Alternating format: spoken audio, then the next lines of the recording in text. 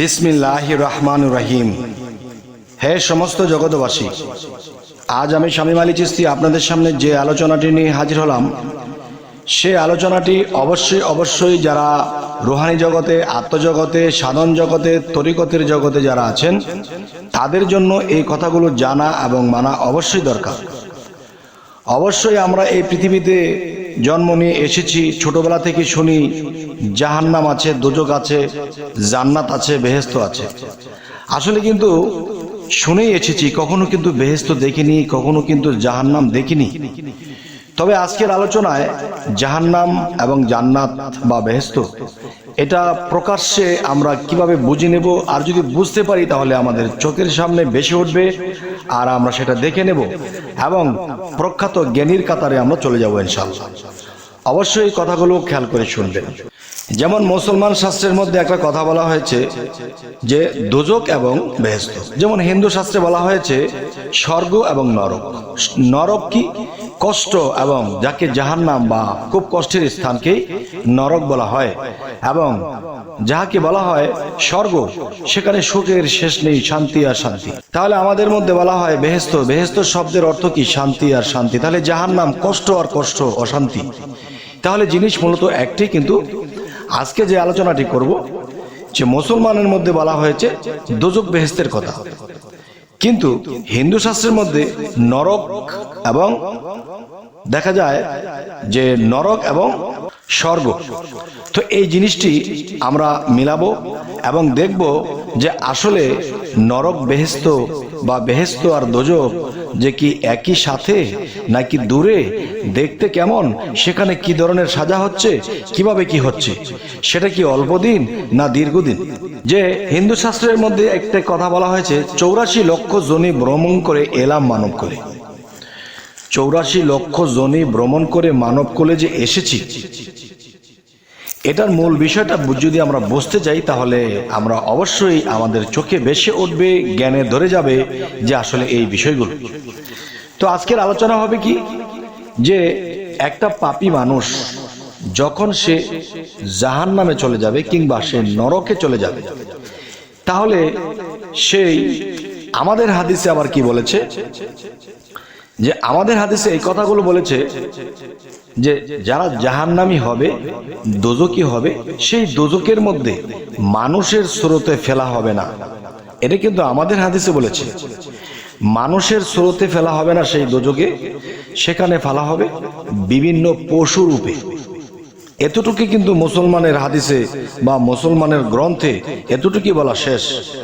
আর হিন্দু শাস্ত্রে তার প্রমাণ দেব, সেটি হলো কি, একজন মানুষ যখন পাপের সীমা, সমস্ত পাপের সীমা যখন লগ্ন করে ফেলে, তখন তার ঠিকানা প্রথম স্তর কোন পশু দিয়ে কিংবা কোন প্রাণী দিয়ে সে ঢুকবে, এবং 84 লক্ষ বার জন্ম মৃত্যুর পরে সে আবার মানব কুলে আসবে, এবং মানব কুলে আসলে পরে সে আবার কোন মানুষ দিয়ে বা কোন প্রাণী দিয়ে সে আবার মানব জন্মে ফিরে আসবে।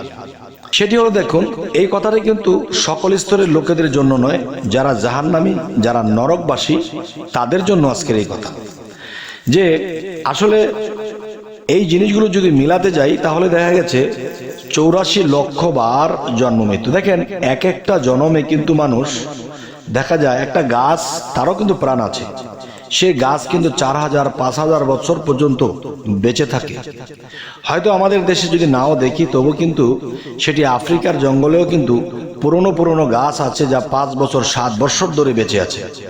সে রোদে শুকছে এবং বৃষ্টিতে ভিজছে, রাতের নিশি পোহাচ্ছে, তাহলে সে কিন্তু একই জায়গায় দাঁড়িয়ে সে কাটাচ্ছে। দেখেন, আপনি আমরা আদম জাতি, আমাদেরকে যদি একটা ঘরের মধ্যে 5 দিন আটকে রাখে, তাহলে কিন্তু আমরা ফাপড় হয়ে যাব, এখানে আমাদের ভালো লাগবে না।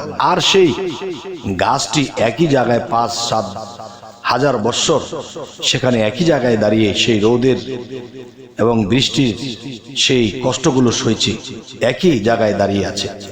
তাহলে আমি বলতে চাই, হে সমস্ত জগতবাসী, মানুষ যখন সমস্ত পাপের সীমা লঙ্ঘন করে, তখন সে কোন প্রাণী দিয়ে ঢোকে। দেখুন, সেই প্রাণীটি ঢুকে, দেখবেন সবচেয়ে নিকৃষ্ট প্রাণী, সবচেয়ে নিকৃষ্ট যে বিষয়টি, সেটি হলো পাথর। সেই পাথর পানির নিচে হাঁটে, সেই পাথরের কিন্তু প্রাণ আছে। এখন বলতে পারেন পাথর তো পাথরই না, পাথরেরও প্রাণ আছে। সেটি কেমন দেখেন, একটা বিন্দু পরিমাণ একটা পাথর, সেই পাথরটি কিন্তু দিন দিন বড় হয়, বড় হতে হতে অনেক বড় হয়। তাহলে বোঝা গেল পাথরের প্রাণ আছে আর সেই পাথর বড় হয়। তাহলে মানুষ যখন নিকৃষ্ট সমস্ত পাপের সীমা লঙ্ঘন করে ফেলবে, তখন সে পাথরে জন্ম নেবে, আর সে পাথরের মধ্যে কত হাজার হাজার বৎসর কাটাবে। এরপরে সে, এই শুরুটা আমি বলেছি, কিন্তু 18,000 মাকলুকাত যে সে বাইবে, সে 18,000 মাকলুকাতের নাম আমার কি বলা সম্ভব? তবে শুরুটা যেটা, এটা আমি বলেছি। এরপরে পানির নিচে যত প্রাণী আছে সমস্ত প্রাণীদেরকে সে বাইবে, সমস্ত প্রাণীতে জন্ম নেবে এবং মৃত্যুবরণ করবে।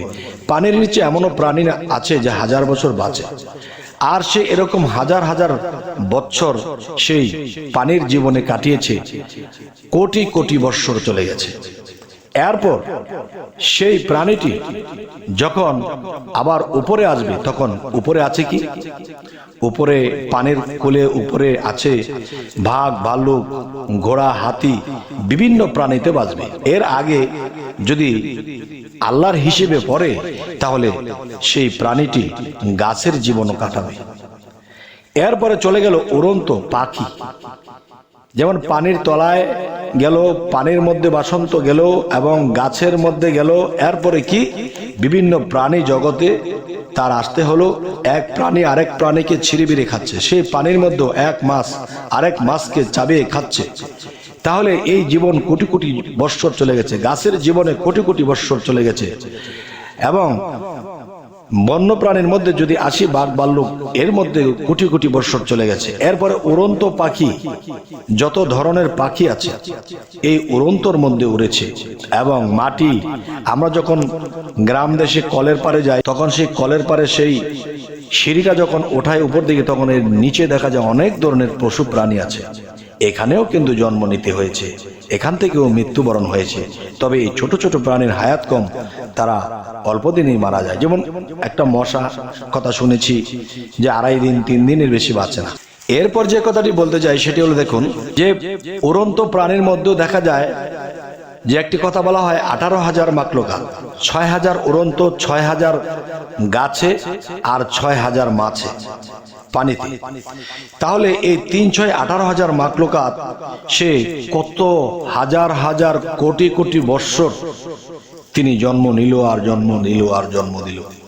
এরকম করতে করতে করতে করতে সমস্ত শেষ হওয়ার পর, সে যখন এই শাস্তি শেষ হলো, তখন কিন্তু সে আবার মানব জন্মে আসবে।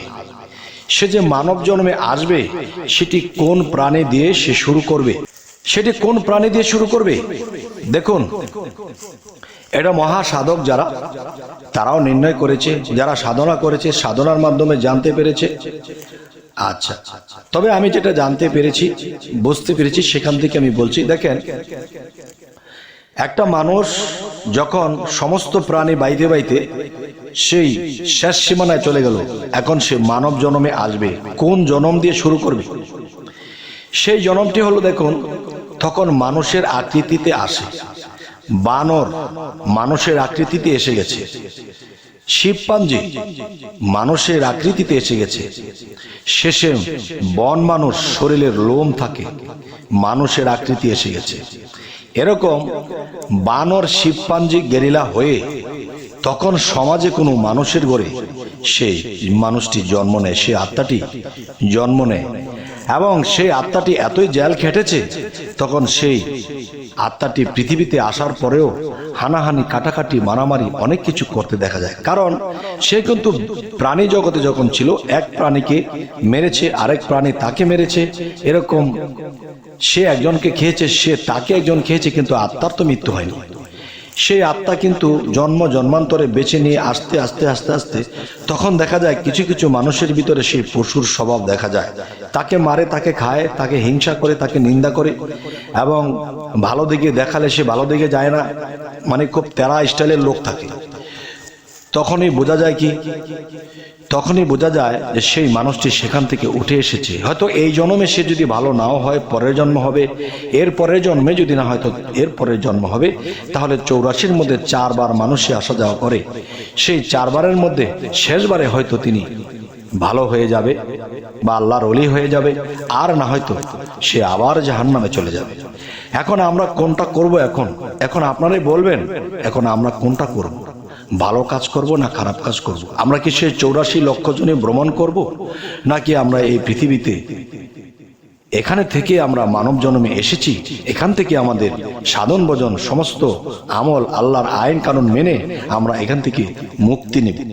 আজকের আলোচনাটি এই জন্যই করলাম যে এখন আমরা কি মুক্তি নেব নাকি আমরা সেই খারাপটা করব? যদি আজকের আলোচনায় কেউ বুঝে থাকেন যে না, আমাদের আর খারাপ করা যাবে না, এখন আল্লাহর আইনে, আল্লাহর প্রেমে, আল্লাহর ভক্তিতে, আল্লাহর শক্তিতে আমরা শক্তিমান হব, তখন আমরা মুক্তির দরজায় চলে যেতে পারবো। তখন নবী রাসূলরা স্বাগতম দেবে, এসো, তুমি অনেক কষ্ট করেছো জীবনে, অনেক সৎভাবে চলেছো, আল্লাহর ইবাদত করেছো, আল্লাহর মহাপ্রেমিক ছিলে, তখন তারা সম্বর্ধনা দিয়ে আমাকে আপনাকে নিয়ে যাবে যদি ভালো কিছু করে যেতে পারে। তবে এই আজকের আলোচনাটি জাহান্নাম, জান্নাত, দোজখ, বেহেশত বোঝা হলো, এবং মানুষ কোন প্রাণী দিয়ে কোন প্রাণী থেকে কোথা থেকে কোথায় যাচ্ছে তাও জানা হলো। তাহলে এই ধরনের আলোচনা কি আপনাদের ভালো লাগে? অবশ্যই জানাবেন, এবং আমরা যদি বুঝতে পারি যে আপনাদের এই আলোচনা ভালো লেগেছে, যে অবশ্যই সামনে আমরা ভালো আলোচনা দেওয়ার চেষ্টা করব। আমাদের চ্যানেলটিকে সাবস্ক্রাইব করে রাখবেন। সকলে ভালো থাকবেন। আল্লাহ হাফিজ।